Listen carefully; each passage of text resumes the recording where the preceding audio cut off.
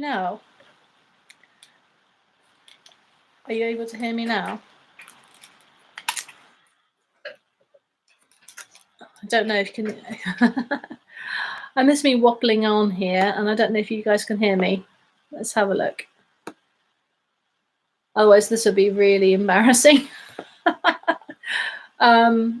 So, okay, I don't know if you can hear me now. Just give me a little ditty to see if you can hear me on the chat.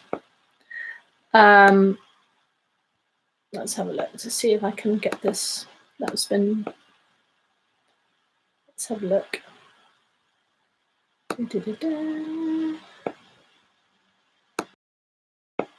Right, you should be able to hear me.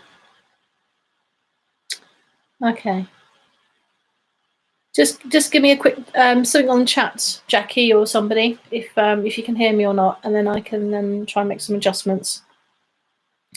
Okay, so if you guys just turned up, it was just like big hello, thanks again for coming on to this live chat.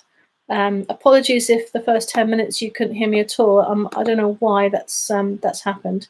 But I'm just sort of giving a call out to Merrick and to Mia and to Hardeep about their questions, which they are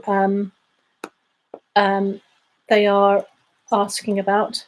And so I don't know what to say now, because I'm not sure what I've said already that you guys haven't heard already. I don't know if you can hear me or not, so I just need to double check to see if this volume is working. Otherwise, I'm going to be having to say it all over again. I'll just quickly put a chat in there saying, can you hear me now? Oops, spell it correctly. Let's see what's going on here.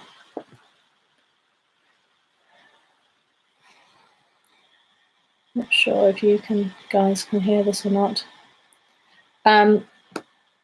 Yeah, just to go back on what I've said already, is that excuse me, the overview of the section progress for an ECA, Merrick, is that you apply onto the NHS website and onto the job section, put an ECA or emergency care assistant into the selection, and then you have a look to see what's around in your area. And once you've applied, they'll get back to you as soon as they can. Obviously, it depends on how many people have applied.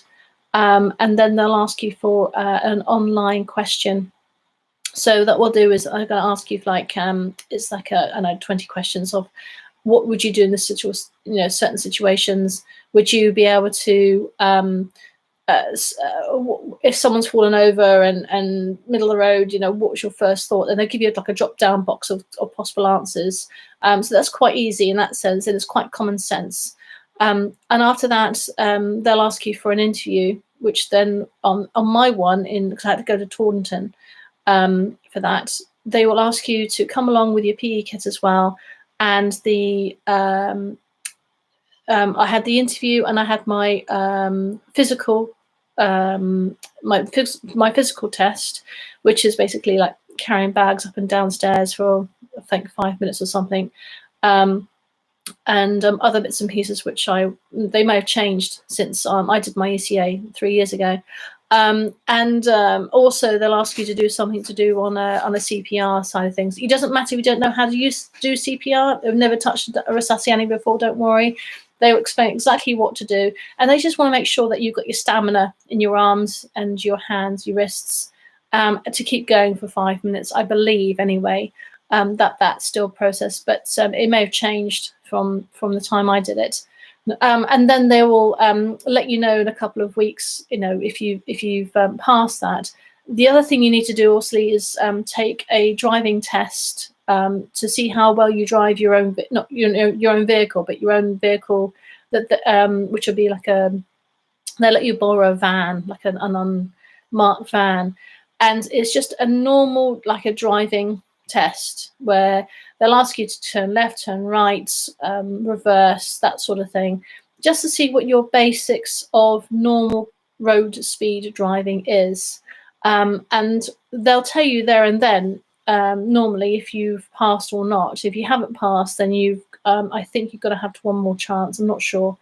But they told me on the day straight away that I passed that one. And as long as you don't sort of turn your hands over like that, and you're always using your mirrors and you're telling them what you're going to do and what you're looking at, then they know you're safe to drive on a normal vehicle on the road.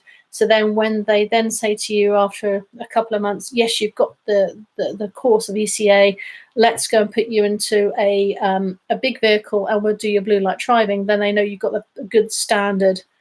Let's have a quick look at this. Oh, hello, Dan. Can't watch for long. I'm on bumpy PTS ambulance, but have a good day. I'm counting down the days now. Oh, Dan, that's amazing. I'm so proud of you, mate. Absolutely so proud of you. Good luck on your PTS. Please make sure that you're not watching this as you are actually driving. So, keep safe out there. I really appreciate it. I'm assuming that you can hear me okay, so I'll just carry on and burble on for the moment then. Just watch this back if you want down later on, no problem. Okay, so that was pretty much the selection process. And then once you've done all that, it took me about 3 months for them to come back and say, yes, you've got the job, but you not necessarily will have a position straight away. If you have asked for an area, so for me it was Christchurch, Bournemouth, Poole, in the Dorset area. They didn't have a position for me at the time because I was just trying to do my recovering from my wrist operation at the time. So I was staying on the pool for about a year. But that was my situation because I had to recover and make sure I was okay and strong enough. However, you can wait a little longer for that time period in order for them to find you a position where you are able to get to work within like a 30-mile radius. Don't worry, I'm in the back of my own crew, mate. I'm driving. Thanks very much. Speak soon. Thanks, Dan. You take care, sweetie. Yeah. So, I want to say, yeah. So, I waited a little time for my ECA job to start. But when you apply, they will ask you which station or which area you want to apply for, and it's really good to try and open that up as much as you can, because if you say I only want to go into, say, Christchurch, you can be just Christchurch, and there's no position there, that means they'll find it very, very hard for you to find work, a station to work from, so I should say. So for me, the drop down, I think it was Christchurch, Bournemouth, Poole, St Leonard's, Wimborne, all that area. So I did the whole lot, and it will be in sections. So you can just check the section that you're in and say, I want to do that one.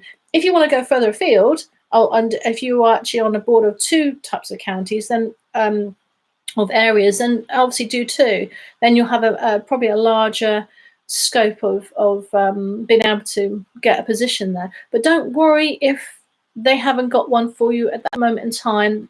When you're in a pool, it does mean to say that you've got a position. They're just waiting for you to have a space to fill it.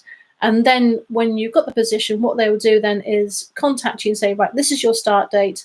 And they give you like 6 to 8 weeks anyway to prepare to finish your old job off, or give them notice and things like that. And they'll give you the dates of when you're doing your training, and they'll give you dates of your exams. They'll tell you what you need to wear, that sort of thing. Okay, so don't worry anything about that. The most important thing is to try and get the application out there. Try and when you're having the interview, be as honest as you can be. Be yourself. Don't go in there going, oh, I know everything because I've done first aid at St John's or something like that. They don't want to hear boisterous people. They don't want to hear people who have done it all. They want to hear honest to goodness people who have got a big heart, that want to go and help the other people out there. As I said before, lots of people that I know have gone on this course. They haven't even had a first aid experience. They've been publicans. They've been people who've been working, in Marks and Spencers. I know. So if you can get a bit of work experience, that's really, really good. So even taking a course in First Aid with St. John, joining up with them just to do some, voluntary work, with the Red Cross or something, that's absolutely fine. And that pays dividends, really, because it means that you really are interested in that sort of line of work. Okay. For the life study, family balance, Merrick, I've got 2 kids, plus a husband, so I call that 3 kids.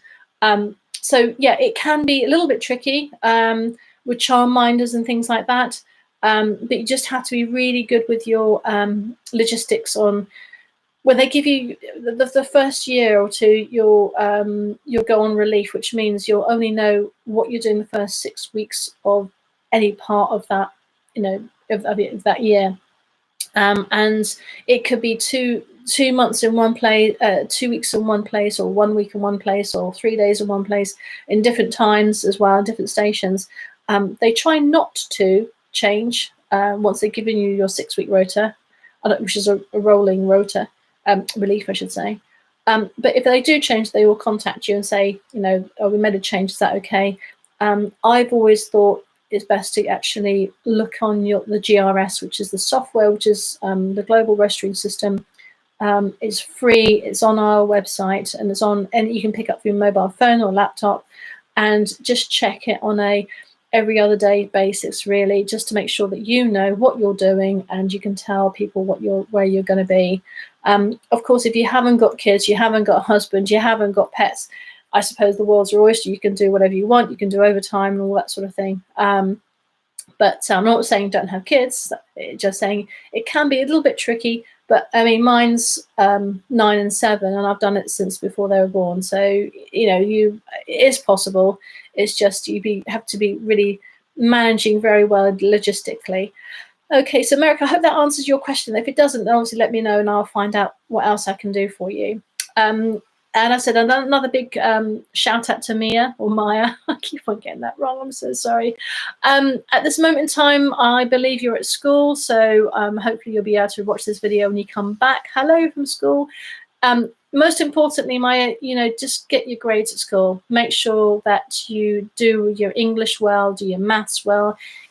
If you can get the science in that probably will help as well.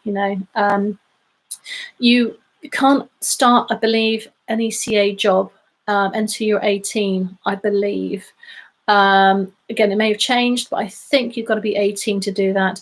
You certainly need to be ECA to start a paramedic course, and from what I understand from other paramedics, and you need to be 18 to get your C1 license, okay, at least. So this is what I've found out, because obviously I've got my C1 license with grandmother rights. But if anyone has any other information of that one, then please do make a comment, because it may have changed since the time I did it. But my advice to you, Mia, is just to make sure that you go through school, do all your qualifications as best as you can. You need at least an A to C or 1 to 3, I think it is now, in GCSE for your English and maths. I think that's your basics for most jobs, to be honest. If you have problems like myself with dyslexia and dyscalculia and everything else, then you can go for functional skills as well. But try and get as much as you can for your school work. And then, in the meantime, if you can do some voluntary work, that's great. Again, you can join St. John's when you're children. It's or Red Cross or something, just to get some first aid in. You might even, at the end of school, I think they have what's it called, a work experience. So you might be able to get some work experience in a care situation, just to get some ideas of talking to people who are older than you, and getting an idea of the community. Because the biggest thing about this job, Maya, is that communication. To be able to talk to somebody who's 90 or 80 and have some sort of common denominator to sort of connect with them, break the ice if they're really scared that something's happening to them, their family members are worried about something. Try and find ways to talk to people on a really nice, even keel. I mean, you'll probably be awesome with people who are younger than you, because obviously you've been to that age, you know. I mean, nowadays I'm still talking to kids about Xbox because I love my Xbox.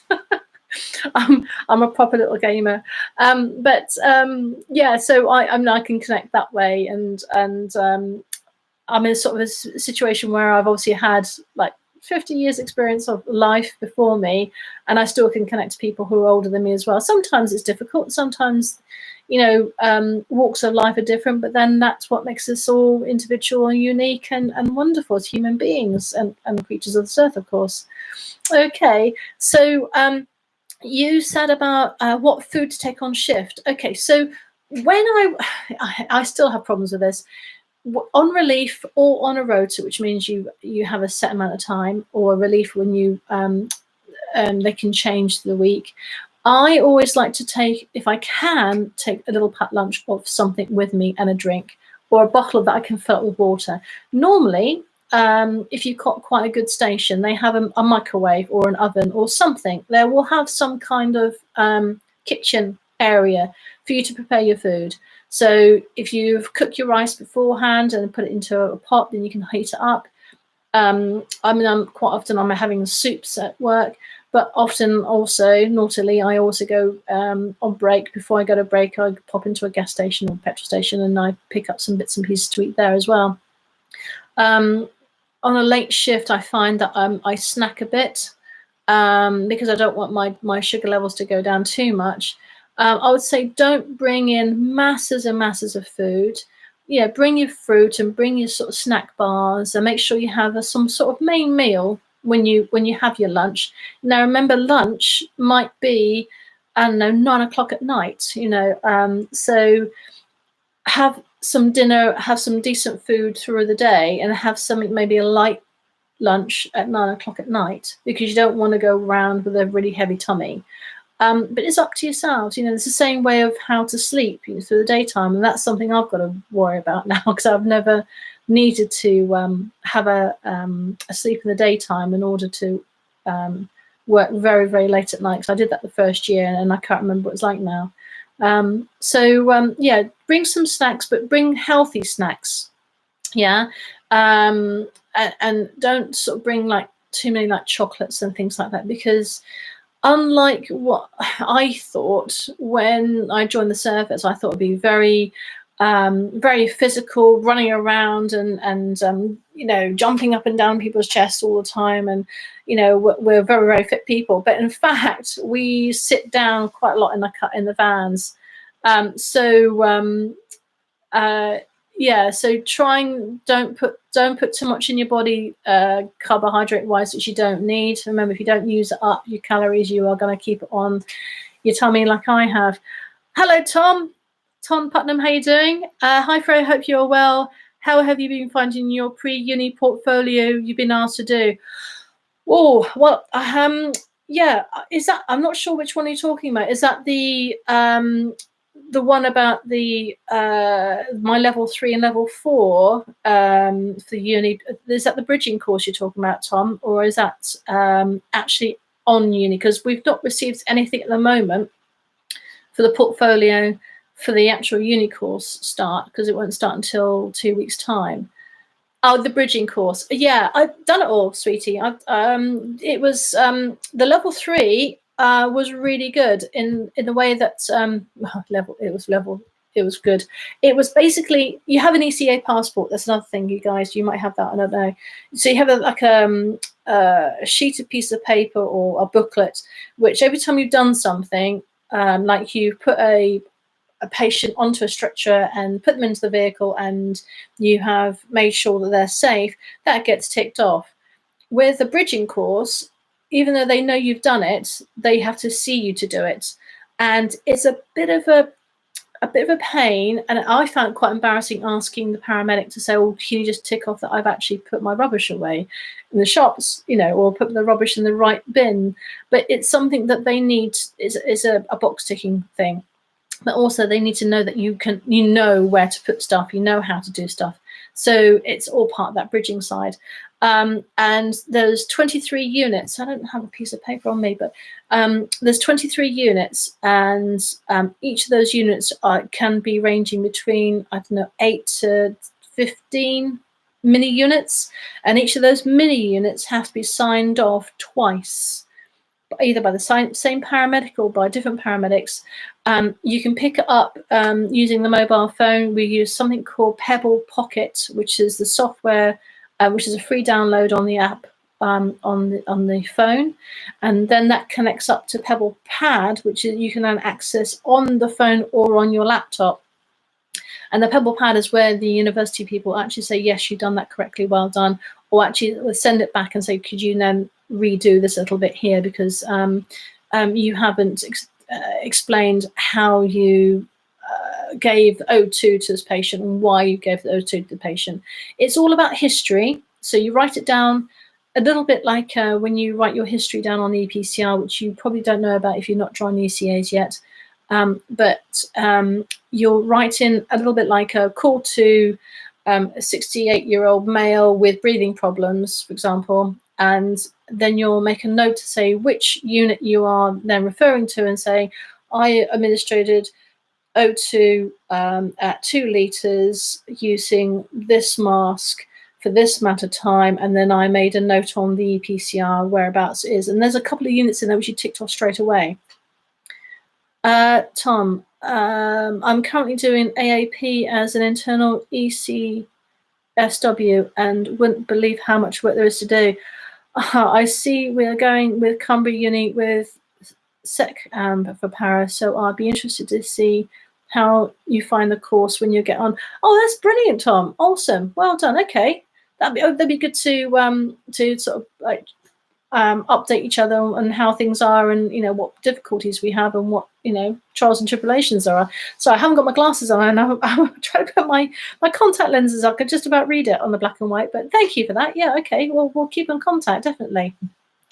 Yeah, so that was the level 3, Tom.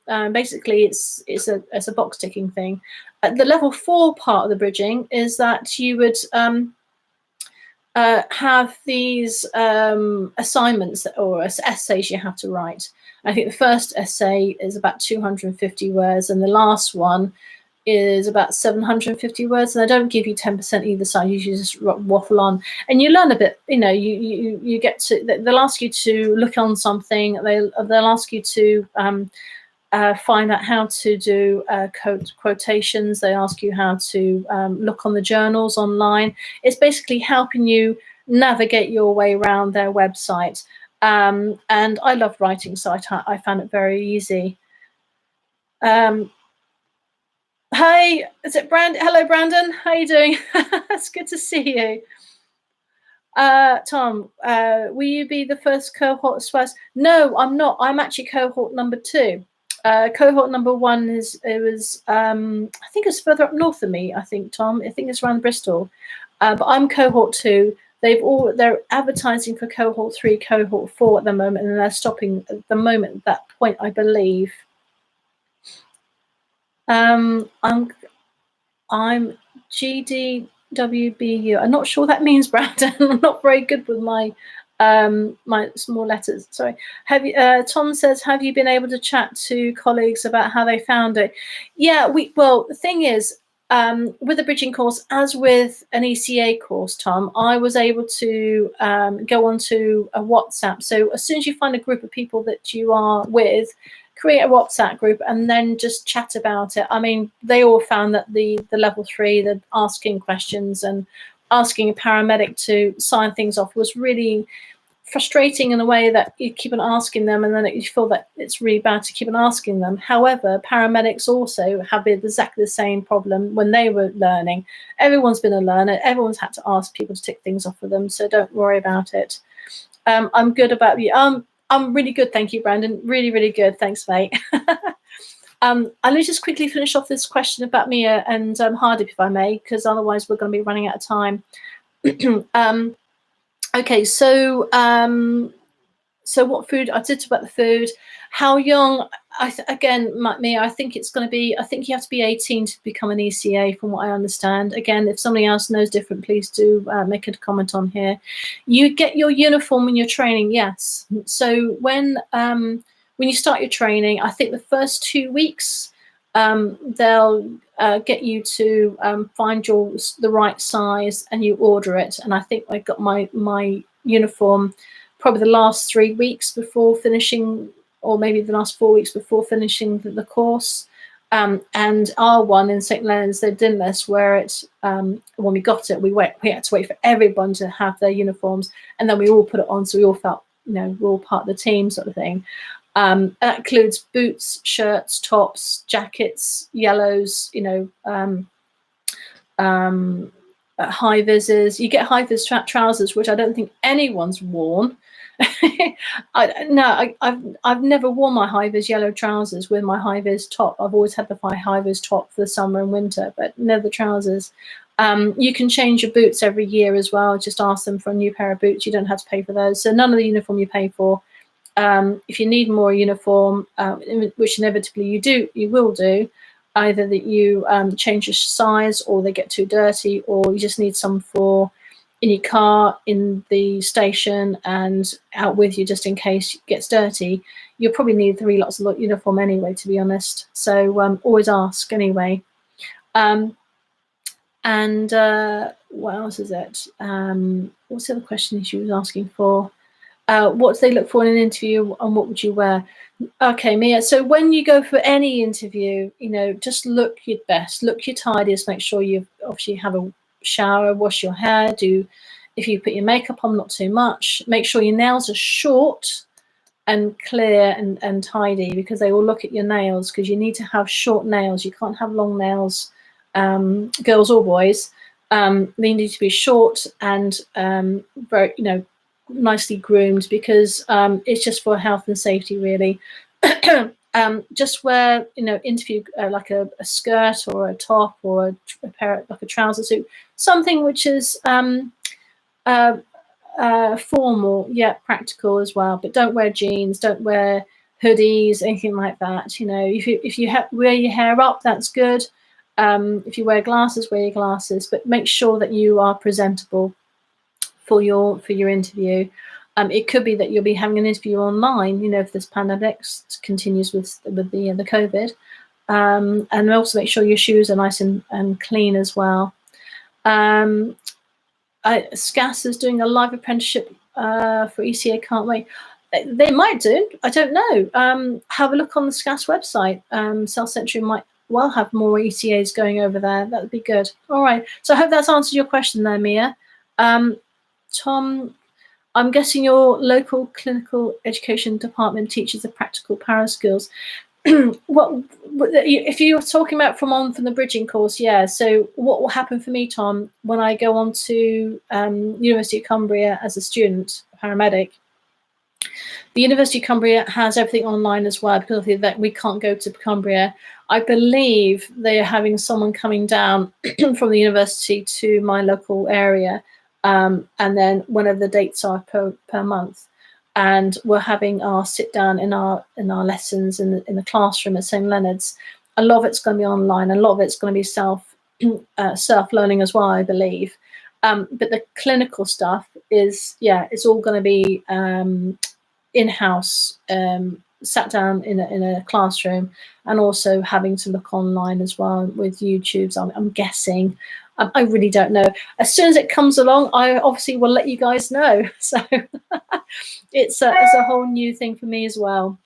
But I'm looking forward to it. Certainly, it's going to be a massive change for thinking, because you have to start. You don't ever stop thinking about being as an ECA. You have to keep that ECA thought in your head and then work on it. Don't ever lose your ECA grounding or basis of information.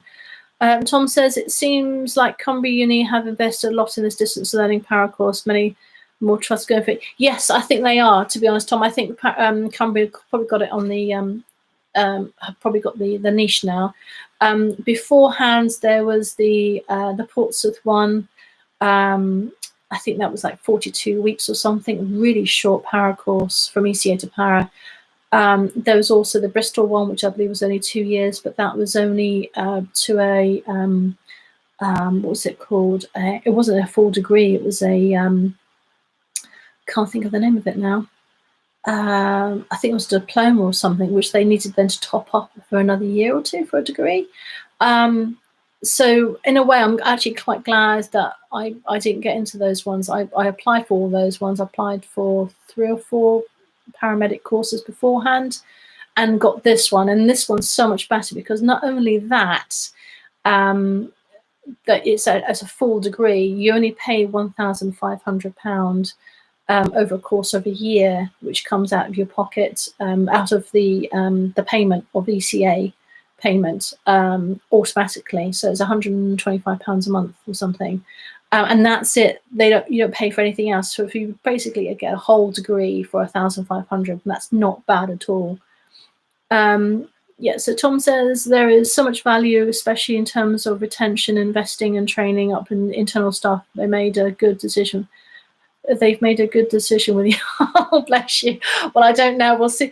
The judgment's out on that one, Tom. Let's see if I can pass the course yet. So it's very early days. You know, I haven't got a lot of confidence in myself because at the moment, because of the way I learn. But then I think, well, you know, there's people coming out of college and school, going to college, going to university that haven't got any other job experience or life experience, and they come away as full paramedics, full degrees, and they're awesome. So, and they haven't, you know, so you can go from nothing straight to a paramedic course through university on your self-funded, like Bournemouth University. I think they do it for £9,500 a year, but after the 3 years you're a full paramedic. And those guys, the medical knowledge they have are just awesome. You know, but you have to also have the communication there as well. Okay, so I hope, Mia, that's answered your questions as well. So yeah, you've got to be 18, I believe, to be an ECA and a paramedic. I don't know. There's someone mentioned 21 years old for something, but I don't know what that's for. So if anyone can correct me on the ages of when they can start an ECA or a paramedic course, please do make a comment on this. C1 license, that's another thing. When you before you join as an ECA or a paramedic, you must make sure you have a full driving license, which is a full manual, not automatic, a manual license on a car. And if you are if you haven't got a C1 license on the back of your driving license, you need to go and get that before you start as an ECA, and certainly as a paramedic. Because that allows you to drive larger vehicles. Okay, and I'm not sure how much it is. There are driving schools all around the area that can give you the training for a C1 and give the license for that, which you need to send off to DVLA at the end of it, then bring it back and then show the trust that you've got a C1 license. Okay. Experience is so valuable in today's role. You have no trouble in learning additional clinical skills. I'm so pleased you got so much trust and faith in me, Tom. Thank you. I'm looking forward to hearing your exploits as well, mate. Okay, Hardeep was the other email I had as a question. Let's have a look here. We've got about 20 minutes left. Okay, so how to become a student paramedic from an ECA? What is the process? Please advise. Okay, so Hardeep, hello there. I know I probably answered you a little bit already on the text, on the email, on YouTube. So there's 2 routes from what I remember. You can go from school into university and do your student paramedic course there, which gives you your full degree. Or you can go into an ECA, emergency care assistant job, or even PTS. You can start from there and then work your way up and do the internal. If your trust has an internal way of like my one having a bridging between ECA and paramedic, then you can do it that way as well. Tom, I hope to get to Bournemouth later in the year. COVID depending, would be great to grab a coffee. I'm not sure if I can give you my work email. Yeah, Tom, just buzz me an email. That'd be fine. And then yeah, we could meet up at some point. You know, that'd be really good. It'd be quite nice to put a face to a text.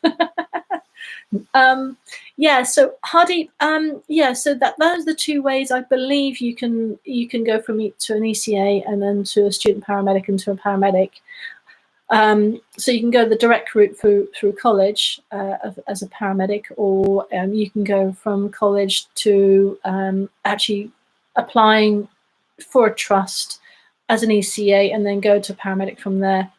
Or if you wanted to go from ECA and then go to a university, you know, on your own, that's fine as well. When you apply for university though, as your own person, I believe that you have to pay for that yourself.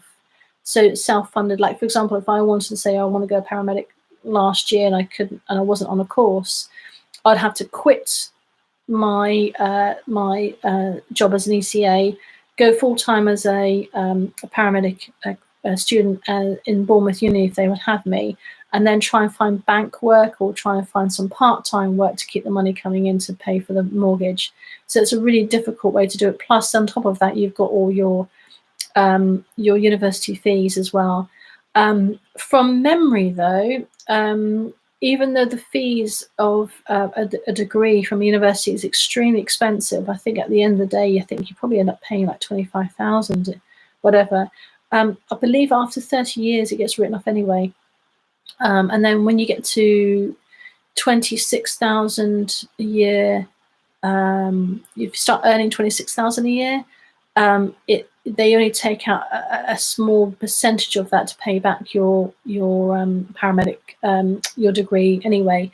I don't know much about that though, so my advice on that is actually contact the university. If you want to go straight to paramedic from school, contact the university that you are interested in that does a paramedic course, find out what qualifications they're looking for in order to apply, and then find out also and how would you still keep yourself running at home, you know, money wise. How would you look on student finance? I think that's the other thing you can do, is look on student finance and see if they can help you with that paybacks thing.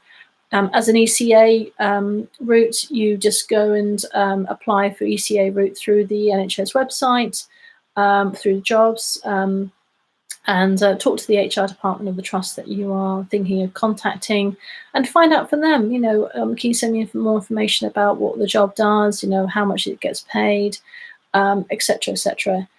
When you do an ECA course, it's and the blue light course, it's free.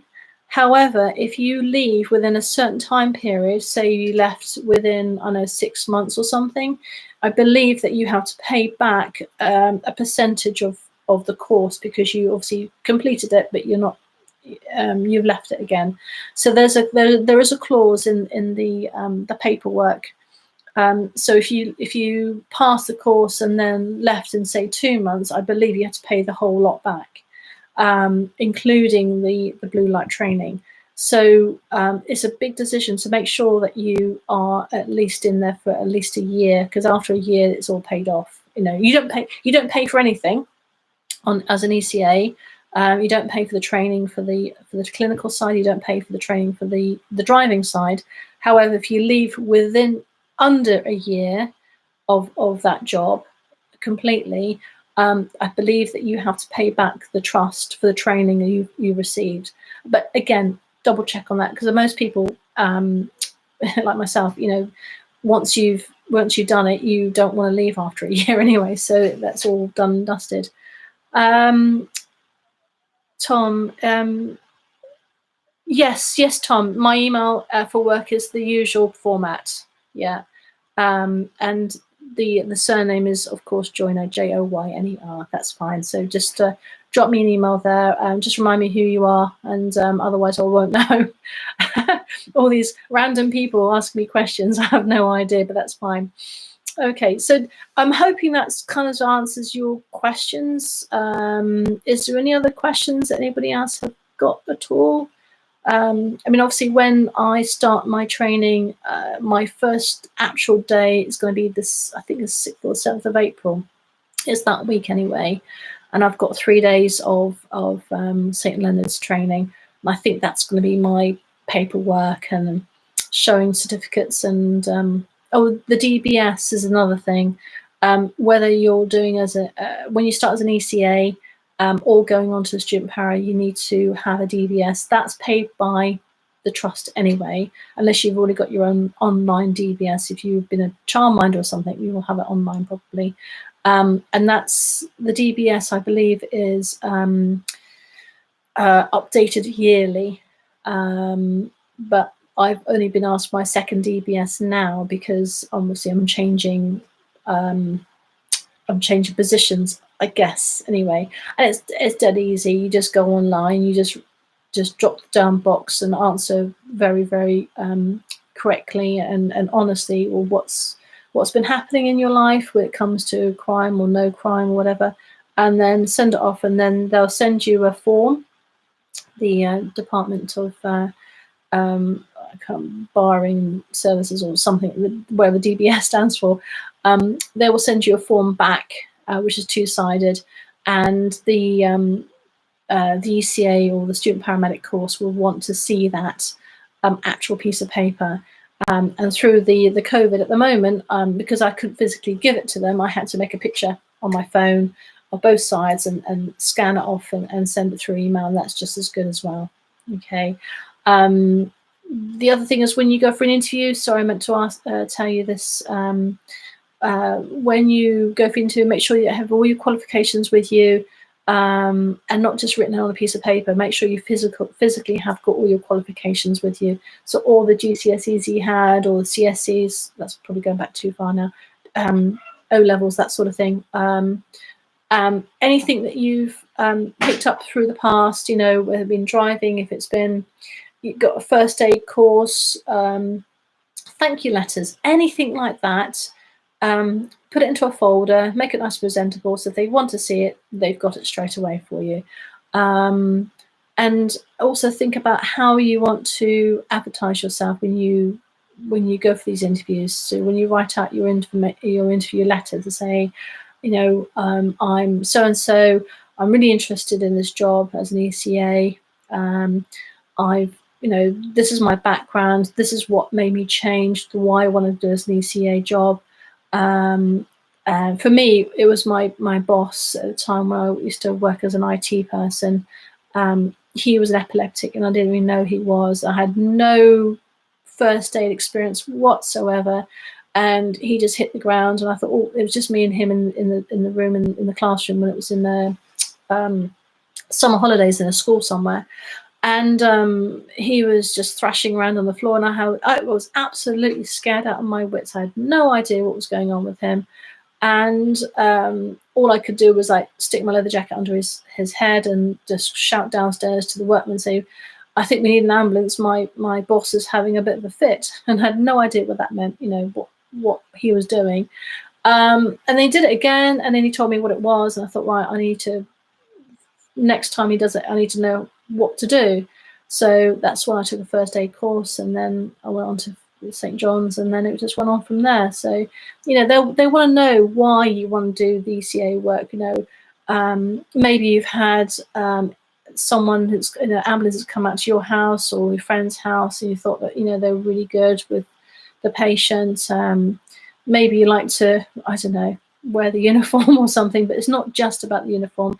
It's not just about, you know, sticking a plaster on someone or holding a broken leg or holding a bandage to a gush on a head. You know, it's all about communication. It's about the right care, right time, which is quite interesting. You need to know that one.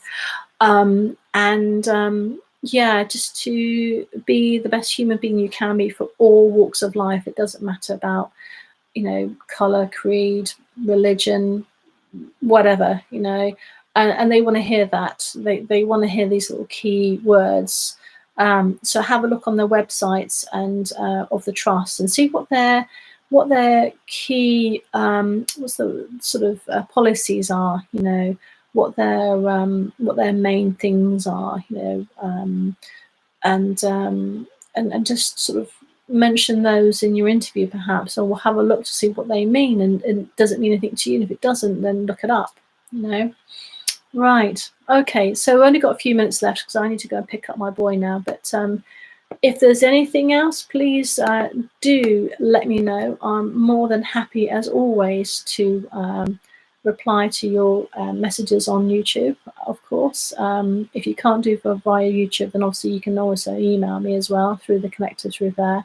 For some reason, I still can't find a way of answering all the comments. Some of the comments don't all come up, and I have unchecked or checked answer see all comments for some reason. I don't know why some of them aren't coming up. So if I've missed a comment, if you've not heard from me for a week, because I usually do it within a few days, please just do a little shout and say, hey, you know, you haven't answered me, could you please do that? And I will do my utmost to do that for you. All right, Tom, thanks for the email. I'll yeah, you take care as well, sweetie. I will answer it as soon as I can, sweet. All right, so guys, please keep safe out there, drive carefully. All right, if you're on blue lights, it doesn't mean to say that you can go balls to the gate and go faster than lightning. You know, blue lights means just that you are using your exceptions and you are still driving safely. If it's a 40-mile-an-hour road, it doesn't mean to say you can go, you know, 100 miles an hour down it. It just means that you will go as safely as the road allows you to within a certain percentage of that miles per hour. But that will be taught to you on the blue light drive.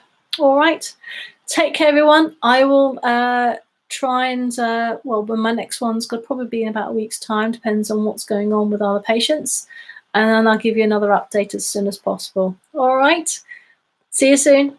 Drive careful. Bye bye for now.